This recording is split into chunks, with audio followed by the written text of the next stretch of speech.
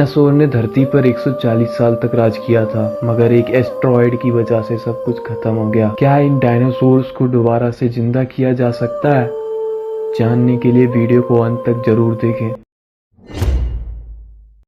1980 में जॉन टिकेच नामक साइंटिस्ट, जो कि अमेरिका के शहर बोजामैन में रहता था, वह एक सीक्रेट प्रोजेक्ट चला रहा था। इस प्रोजेक्ट में पूरा एक ग्रुप काम कर रहा था। इस ग्रुप का नाम था the extinct DNA research group. दोस्तों, इस ग्रुप का मानना था कि मस्कीटोस, मच्छर, मक्खियां तो डायनासोर के समय में भी रही होंगी। कुछ डायनासोर रिसर्चर्स का मानना है कि लाखों साल पहले जिस तरीके से मच्छर आज इंसानों को काटते हैं, उसी तरीके से मच्छरों ने डायनासोर को भी काटा होगा। मान लीजिए कि किसी मच्छर ने डायनासोर को काटा, तो उस डायनासोर का ब्लड उस मच्छर में पहुंच गया और फिर वह मच्छर जाके किसी एम्बर में चिपक जाता है। अब बात करें एम्बर की, तो एम्बर पेड़ से निकलने वाला एक पदार्थ होता है। एम्बर की खासियत होती है कि एम्बर हाई प्रेशर और टेम्परेचर की वजह से फॉसिल यानी जीवाश्म में कन्वर्ट हो जाता है, और लाखों सालों बाद जब कोई इंसान या रिसर्चर उसकी खुदाई करता है तो उस एम्बर को पाता है। एम्बर मिलता है तो उसके अंदर वह मच्छर भी मिलेगा, और अगर मच्छर मिलता है तो ब्लड भी मिलेगा। अगर उसका ब्लड मिल गया तो यानी कि डायनासोर का ब्लड मिल गया, और अगर ब्लड मिल गया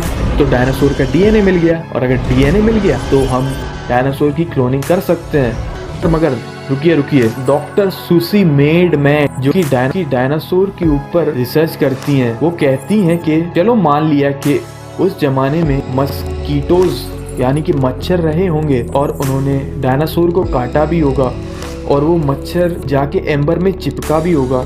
मगर वो कहती हैं कि amber preserve things, it tends to preserve the husk not the soft tissues, so you don't get the blood preserve inside the mosquitoes in amber. यानी कि एम्बर सिर्फ मच्छर की खाल को स्टोर कर सकता है, उसके टिश्यू या ब्लड को नहीं। यानी कि आपको मच्छर तो मिलेगा लेकिन उसका ब्लड नहीं मिलेगा। वेट, तो अब क्या डायनासोर को नहीं बनाया जा सकता? लेकिन हमारे साइंटिस्ट इतनी आसानी से हार मानने वाले नहीं हैं। साइंटिस्टों ने फिर 15 साल तक रिसर्च की डायनासोर फॉसिल्स के अंदर डायनासोर डीएनए की। फाइनली एक पैंटियोलॉजिस्ट मैरी स्क्वेजर कैसे भी करके डायनासोर के ब्लड वेजल्स, ब्लड सेल्स और कुछ प्रोटीन्स का पता लगा लेती हैं।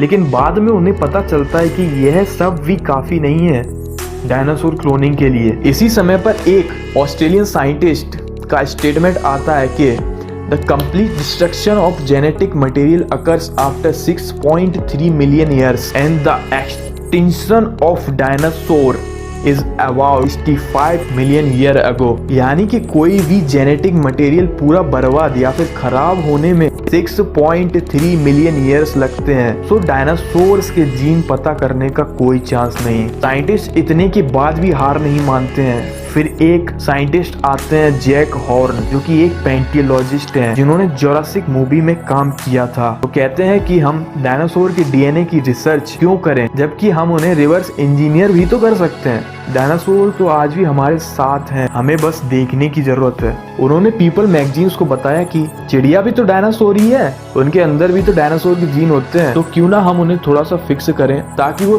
थोड़े बहुत डायनासोर जैसे लग सकें। एक एग्जाम्पल से समझिए उन्होंने क्या कहा। मान लीजिए कि हमें एक मुर्गी को रिवर्स इंजीनियर करते हैं। रिवर्स इंजीनियर करने के बाद पूरा डायनासोर जैसा तो नहीं, मगर कुछ ना कुछ तो डायनासोर जैसा जरूर लगने लगेगा।